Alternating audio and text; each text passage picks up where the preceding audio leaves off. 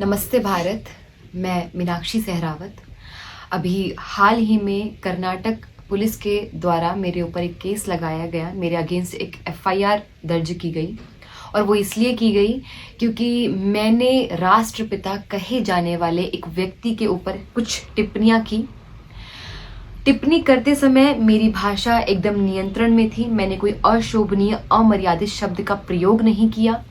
उसके बाद भी मेरे ऊपर एफआईआर हो जाता है क्योंकि मैंने इतिहासकारों के द्वारा प्रमाण और तथ्यों के आधार पर जो कुछ भी ऐतिहासिक पुस्तकों में लिखा जा चुका है वही मैंने अपने शब्दों में जनता तक पहुंचाने का प्रयास किया, इसलिए मेरे ऊपर एफआईआर हो जाता है।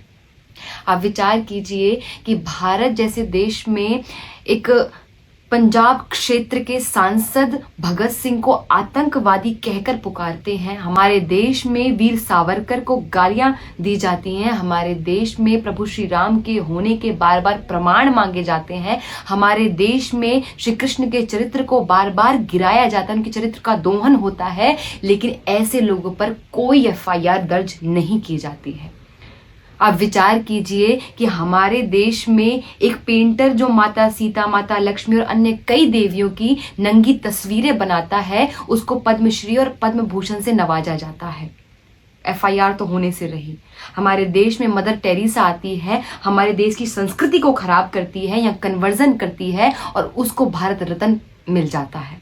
अब विचार कीजिए, हमारे देश में जेएनयू जैसी यूनिवर्सिटी में एक व्यक्ति भारत तेरे टुकड़े होंगे जैसे नारे लगाता है और उसके ऊपर कोई कार्यवाही नहीं होती है। क्यों? क्योंकि उसके पास फ्रीडम ऑफ स्पीच है, फ्रीडम ऑफ एक्सप्रेशन है, वो अपनी भावनाओं को व्यक्त कर सकता है। लेकिन मेरे पास ना फ्रीडम ऑफ स्पीच है, ना फ्रीडम ऑफ एक्सप्रेशन है, ना मेरे पास कोई प्रश्न करने का अधिकार है। और ये प्रश्न केवल मेरा नहीं है, मेरे जैसे कई लोगों का है। क्या कि किस दस्तावेज में कहाँ ये लिखा हुआ है कि ये व्यक्ति भारत का राष्ट्रपिता है? ये कहाँ लिखा हुआ? ये प्रश्न कई लोगों का है। आप विचार कीजिए, मेरा केवल इतना कहने पर कि इस माँ भारती का कोई पुत्र तो हो सकता है, कोई सपूत तो हो सकता है, लेकिन माँ भारती का, इस राष्ट्र का कोई पिता नहीं हो सकता है, इतना कहने पर मेरे अगेंस्ट एफआईआर हो जाती है। और मैंने देखा कि जब ये केस मेरे ऊपर हुआ तो कई रिपोर्टर्स ने और कई जगह ऐसी हेडलाइंस आई कि नॉर्थ की एक वक्ता ने इस प्रकार का बयान दिया है।